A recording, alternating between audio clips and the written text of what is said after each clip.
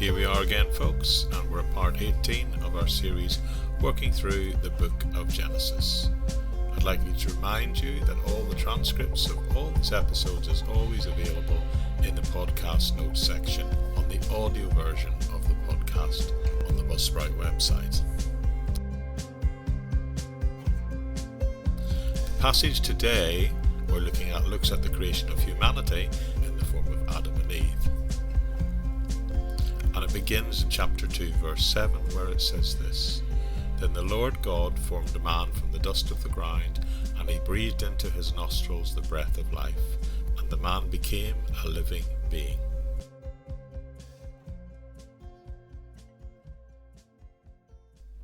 Please note now, this is not a second creation story, rather it is the standard literary technique of that time, which was used both in the Bible and in writings contained outside the Bible, wherein when telling a story it was normal to first to give a broad outline of the narrative, then the author would return to tell the story a second time and fill in more details. So Genesis in chapter 2 is not a contradiction of Genesis chapter 1 in any way. It simply says we're now going to go back and talk in more detail about the creation of man and the creation of this garden paradise which God has given them. And it's going to expand on the basic facts given in chapter 1. So again, we have God directly creating mankind and breathing life into him so that he becomes a living, breathing entity, a human being. Genesis 1 relates the idea that human beings are made in the image of God, that men and women had the divine spark within them from the beginning, which is interesting. Because as you know, there are some feminists who criticize Christianity and accuse it of it being patriarchal. But I think it's an absolute miracle that thousands of years ago, that right at the beginning of the Bible, it says in a straightforward way, without any hesitation whatever, that the divine spark that was associated with the living word, the thing that brought forth life, is manifested in both men and women equally. Notice the story focuses on the creation of humankind and not the animals. And by doing so, God is drawing attention to the fact that humans are different to animals. For one thing, God created man by his word, and he breathed into humanity the breath of life. But when he creates the animals, he allows Adam then to name them. So having created Adam in verse 4 and Eve in verses 4 to 7, in the next verse, verses 8 to 15, it tells us how God constructs a garden paradise. And it says this: Now the Lord God had planted a garden in the east, in Eden, and there he put the man he had formed. The Lord made all kinds of trees grow out of the ground, trees that were pleasing to the eye and good for food.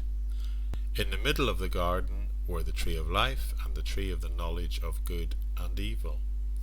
Now the word garden is used in the translation here, but the original word just means a safe enclosed area. And the Greek translation of that word is actually paradise. So God creates a safe enclosed area. Another phrase contained in the Bible talks about God putting a hedge around us, which is where we get the idea of a garden paradise. So God creates this enclosed area and he names it Eden. Then he places all kinds of trees, including trees that bear fruit, but he also places within it two specific trees, the tree of life and the tree of the knowledge of good and evil. And this is a critical point in the story, because he will begin now by giving Adam a choice, and we see the beginnings of humanity being allowed to live with free will. He can eat of the tree of life, and he will continue to be bountiful and blessed, and he can continue to live in this state of paradise. His life can be preserved and sustained from the eating from those trees. But if he was to eat from the other tree, the tree of the knowledge of good and evil, it would be seen as an act of willful disobedience, and in a sense it would demonstrate his distrust of God's motives, and thereby would potentially lose his place of protected innocence in the garden.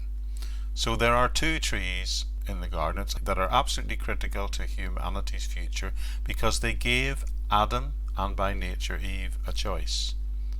God, in His graciousness, gave them everything they needed. The garden can meet their needs without toil and without trouble, and also without guilt, because neither of them bring a past, and they also need not fear for their future either. Adam and Eve's only command, their only responsibility, was not to eat from the tree of the knowledge of good and evil. Well, we'll find out how they get on in that regard in the next episode. Okay, everyone, that's it for this time.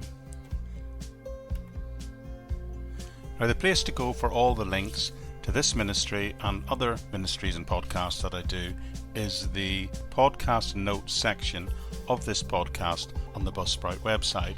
There you'll find links to the Facebook page, my YouTube channel, the sister podcast, the Living in Faith Everyday podcast, and also links even to my SoundCloud page where I create the background music and sound design for this podcast.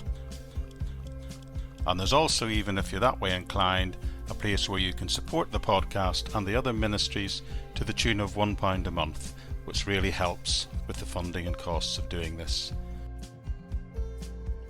But other than that, I really trust you've been blessed by our time together, and I hope to see you all here again very soon.